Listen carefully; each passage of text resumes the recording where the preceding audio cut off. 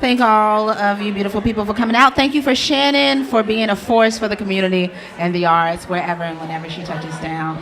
I'm Amanda Monroe. I am a rapper and a performer. I'm actually a writer though, so we're gonna keep it mixy. I'm gonna just get into some shit. We're just gonna like flow with it, see where it goes.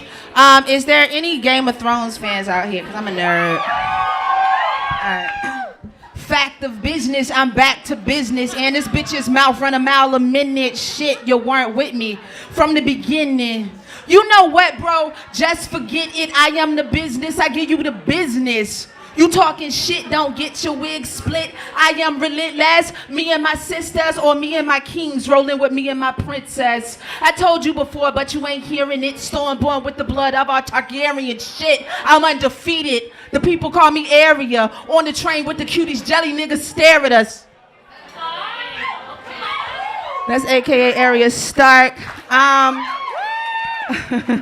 So we're gonna get into, I'm just gonna like whip through this shit. So my first thing is, one of the things that I'm really adamant about is everyone is like, oh, queer community, you gotta be positive, like rap, you gotta be positive, you gotta talk about this and that, and I was like, no, sometimes you just want a breakup song, sometimes you just want to see like, fuck you, bitch, I'm over it.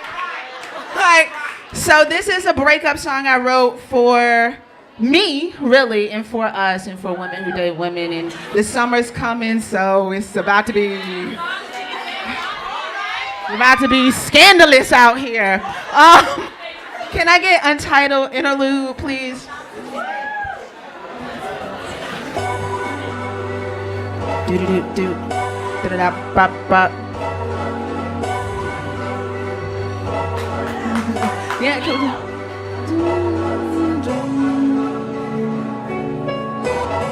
Alright, that's what's up.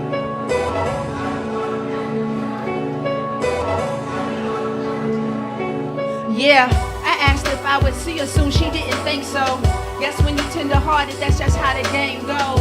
And my nigga Thea said it ain't no sane hoes. All we doing is running around with the same hoes. So I had to ask myself if she was insane or just another girl dealing with low self-esteem. We going back to whack shit that makes us feel worthless. I see past the mind games, the engorged importance. This lifestyle is horse shit. I bring the light like Obi-Wan up on the Lord Sith.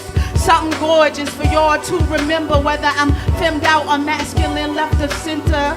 I lost my mind around this time last November, so I had to stock up on my rhymes for the winter, and not to be alarming. I'm an accidental trauma, so I didn't mean to take that last partner off your arm. It's all love for sure, I meant no disrespect. I always went for thighs when them niggas went for necks. And right now, goddamn, it's not a problem. Passing out all fucks, haters getting I die.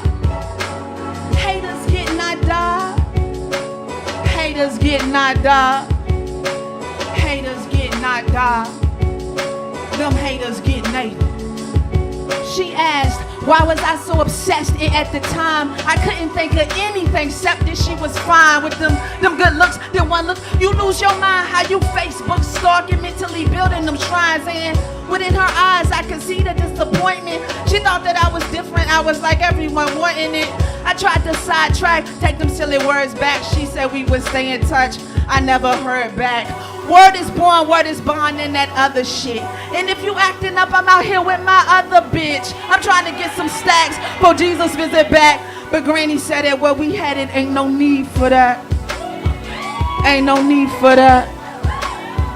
Ain't no need for that. Ain't no need. Okay, we can cut that off. We're gonna keep it right. That's called interlude. Thank you all. And I'm trying to take a little breather here. So I'm in my writer drag. You see my hat? It's an Indiana Jones hybrid. I'm a writer. So for this, I've been, I think if the universe is giving you something, you would do well to use it, right? Access all the stuff that you are given. So, I've been going into writing things, some I published. Anyway, so how queer can you get? One of the things that's really, when we talk about intersectionalities, there's so many conversations and people are fighting and all of this. All I can say is, before I knew what I was, the first thing that othered me was being a black woman. And I knew it in a very, very specific sense in our community of being a black person and then outside of the world. So I wrote this piece, and I published on the last birthday of Sandra Bland with Black Lives Matter, that I would like to read for you. And I wrote this on her birthday, and it's called Remembering Sandra Bland Through the Lens of Grade School Aggression. Okay, we're gonna keep this. It was the first week of 5th grade, and I was finally excited to be in Mr. Wilmer's class after years of older cousins telling me how great he was, you know. He had bright, colorful Tommy Hilfiger jackets and wore his sunshades on top of his head all day. He was an older white man with blonde tips and a convertible.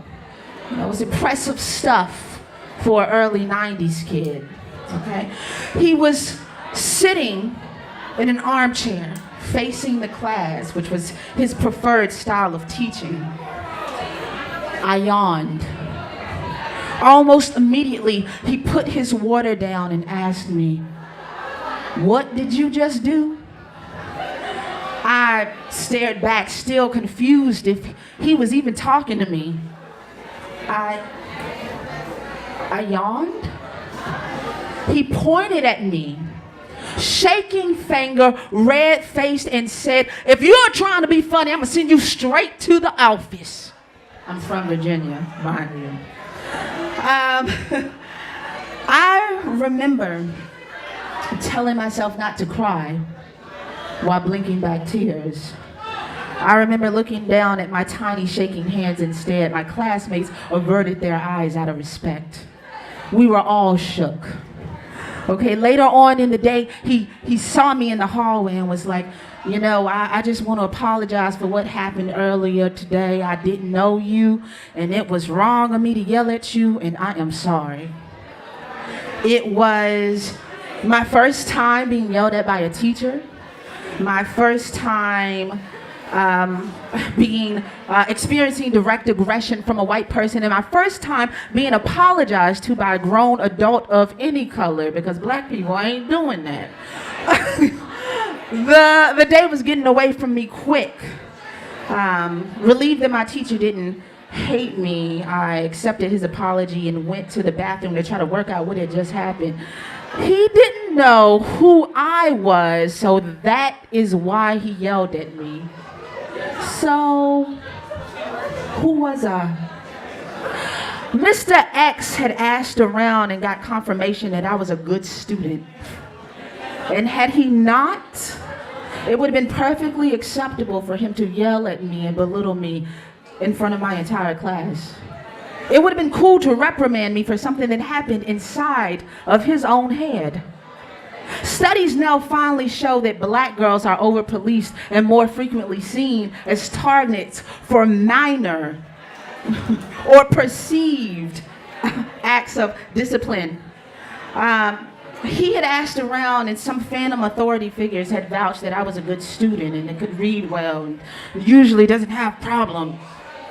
And had, he not, it would have been fine. It would have been fine that my yawn, as mundane as it was, be projected as a weapon against his authority. Who I was a black girl. Okay? Someone that wasn't allowed to move freely like the rest of my classmates without approval beforehand. Noting this, I put a wet paper towel over my eyes and decided that I would continue to move freely like the rest of my classmates. That being said, it would be the first time I would experience this extreme racial microaggression, but it wouldn't be the last. This memory was one of many that came flooding back to me while watching Sandra Bland dragged from her car for asking, "Why do I have to put my cigarette out?" Because in the mouth of a black woman, the question was so egregious The justified response from hostile white authority was to slam her face against a hot Texas highway, stalk her, and tase her out of camera's view. I watched it knowing that I had grown into a black woman who would have asked the exact same. Unlike the other irrational deaths of unarmed citizens that ticked across my timeline, that year, this death wasn't my brother or my cousin or my father. This death was me, okay? Too many questions and a tone that didn't sit right, that wouldn't be considered anything out of the ordinary in a female black body. She yawned, smoked a cigarette, didn't smile while being attacked, laughed too loudly at lunch, forgot to use her signal light, was forced to use extra suicides, asked why she was under arrest, asked why she was being sent to the office, repeating loop, repeating loop, repeating loop. I cried like someone watching their own murder, and so I wept for her life like I was weeping for mine. I said a prayer for her and the brown women and girls like us, the ones that ask questions. Who was she? She was a black woman, and whether directly or consequently, she died for it. And her name was Sandra Bland. And the sitting president wants to bolster police presence to control the blacks. And she would have been 30 this year, on February 7th, like I am. And I'll remember her name and say it until the day I die, like I remember my own.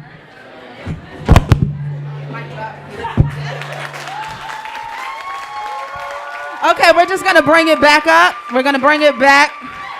End it off on a good note and put it up in the middle of the all.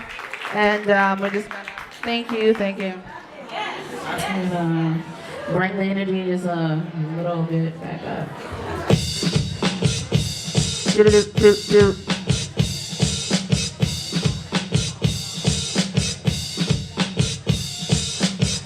Where my people at? I'm about to take it back to Gladys, Virginia. Yo, where the fuck is that? It's where your moms and pops is wearing trucker caps, and your favorite cousin growing up is still smoking crack. Overheard a conversation, got involved. She said, I need a better job. Shit, don't we all in?